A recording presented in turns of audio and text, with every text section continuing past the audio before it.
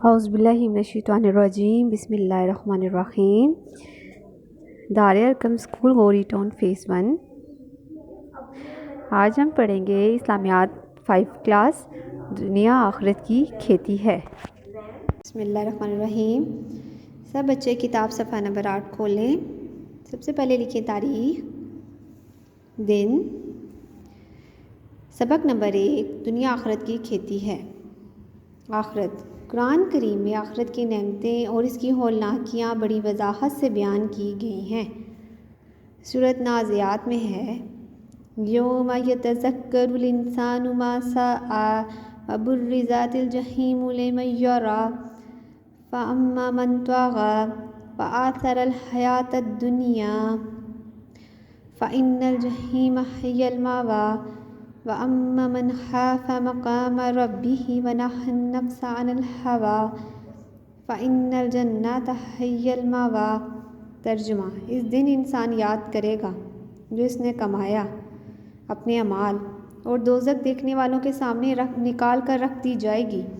پس جس نے سرکشی کی اور دنیا کی زندگی کو ترجیح دی تو یقیناً اس کا ٹھکانہ جہنم ہے، اور جو اپنے رب کے سامنے کھڑا ہونے سے ڈرتا رہا اور جی نفس کو خواہش سے روکتا رہا تو یقیناً اس کا ٹھکانہ جنت ہے۔ عقیدہ آخرت پہ یقین رکھنا اسلامی عقائد کا ایک اہم رکن ہے، جس پر عمل کیے بغیر ہمارا ایمان مکمل نہیں ہوتا۔ آخرت پر ایمان لانے کا مقصد یہ ہے کہ ہم سب کو ایک نہ ایک دن مرنا ہے۔ قیامت کے دن ہم سب کو زندہ اٹھایا جائے گا، اور اس دن ہمیں اس دنیا میں کیے گئے اچھے اور برے اعمال کا جواب دینا ہوگا۔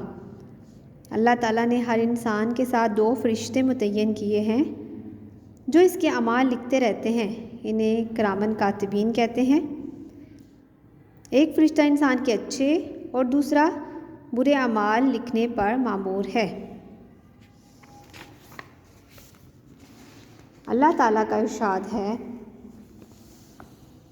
ان الابرار لفی نعیم وان الفجار لفی جحیم یصلونہ یوم الدین وما ہم عنہا بغائبین۔